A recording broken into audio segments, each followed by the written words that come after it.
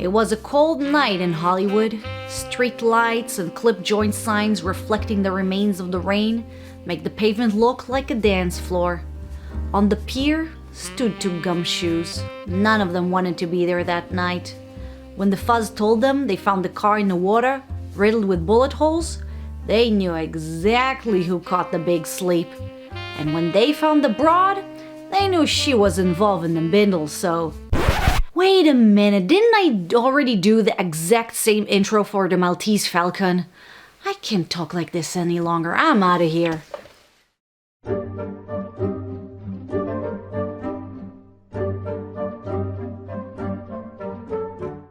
Hello bookworms, welcome back to my channel and to another book review. And today I will talk about Something More Than Night by Kim Newman, a modern hard-boiled book about the early 20th century. Now, hard-boiled was a detective genre that in the movies was called film noir.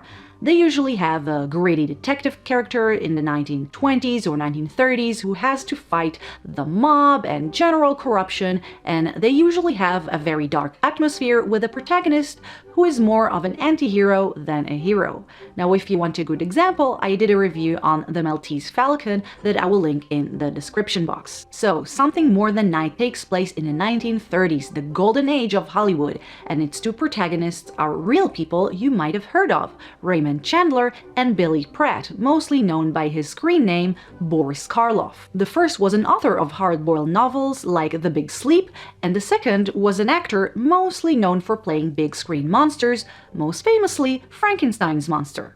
The two are good friends who help a private detective to solve crimes, and they come across a very strange case, something almost out of a science fiction movie that proves to be a very challenging case.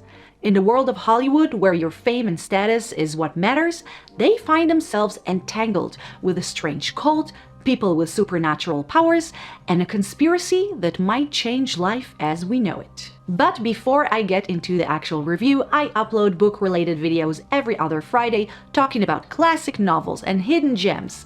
So if that sounds like something you would like, consider subscribing to my channel, or if that's too much for you, just give this video a like. Now let's go back to the video. So that was Kim Newman's take on the hard-boiled genre. Kim Newman, I feel, likes to take genres and tropes and make them his own. And this is definitely a good example of it. And I'm sorry if this means nothing to you, but if you've ever read anything by Newman, you would understand.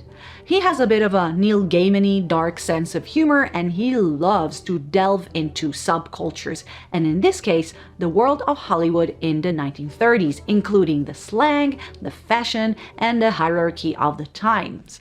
Not to mention that it is not a Kim Newman novel if it doesn't have plenty of contemporary pop culture references. I mean, the two main characters were real people in real life, although as far as I know, they didn't know each other in reality, let alone solved crimes together. But this is neither here nor there. I love Kim Newman's style, but I haven't yet said anything review-wise about this book.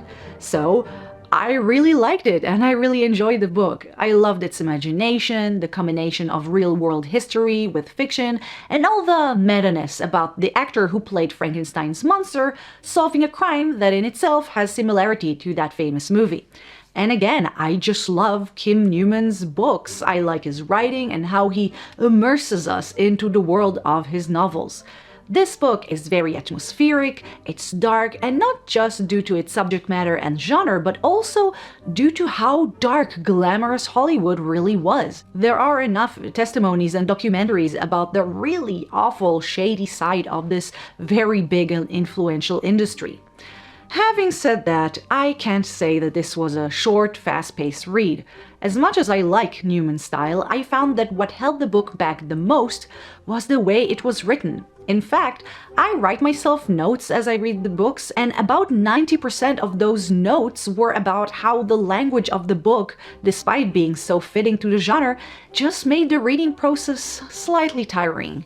You see, as fitting a film noir-style book, Chandler narrates the book, and it's just filled with so much inner monologue and 30s slang, which was very weird, at least for me, that I often felt like it hurt the flow of the book. I mean, there were action scenes that felt like it took forever because Chandler decided to talk about everything he felt and thought about the situation and all the things it reminded him of.